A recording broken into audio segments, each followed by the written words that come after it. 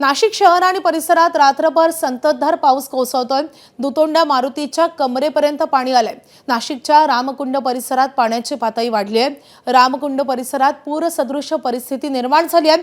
दुतोंड्या मारुतीच्या कमरेपर्यंत पुराचं पाणी आलंय, तर गोदा घाट परिसरातील अनेक छोटी मोठी मंदिरं पाण्याखाली गेली आहेत। गंगापूर धरणाच्या पाणलोट क्षेत्रामध्ये जोरदार पाऊस सुरू झाल्यामुळे गंगापूर धरणातून पाण्याचा विसर्ग वाढवण्यात आलाय।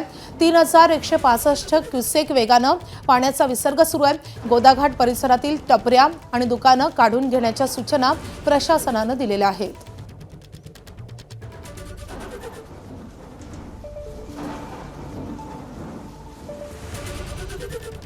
तर नाशिकवरून आपले प्रतिनिधी मुकुल कुलकर्णी सध्या आपल्या सोबत आहेत। मुकुल, नाशिकमध्ये पावसाचा जोर नेमका कसा आहे आणि सध्या काय स्थिती आहे नाशिकमध्ये?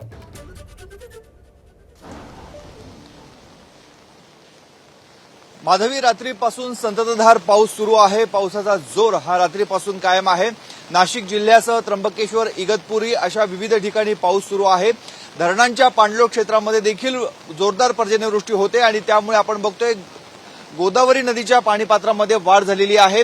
गोदा काठावरची मंदिरं ही पुन्हा एकदा पाण्याखाली गेलेली आहेत। दुतोंड्या मारुतीच्या कमरेपर्यंत पाणी लागलेलं आहे।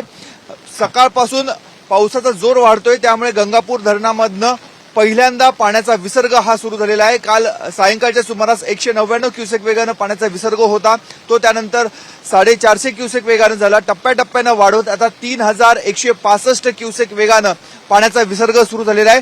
त्यामुळे आता जे नदीपात्रातलं पाणी बघायला मिळतंय याची पातळी आणखी वाढणार आहे।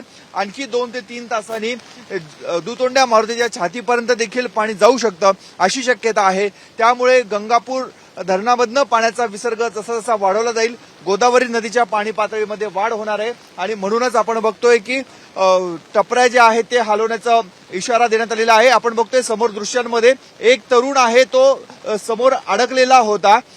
इथे छोटासा पूल आहे, सीताकुंड, रामकुंड, लक्ष्मणकुंड याच्यामधला एक धनुष्कुंड एक पूल होता। त्या पुलावरनं तो ऑरेंज कलरचा एक टी शर्ट घातलेला मुलगा दिसतोय। समोरच दुसरा एक व्यक्ती दिसतोय, तो इथले जे मंदिर आहे त्या मंदिराच्या तिथे अडकलेला होता।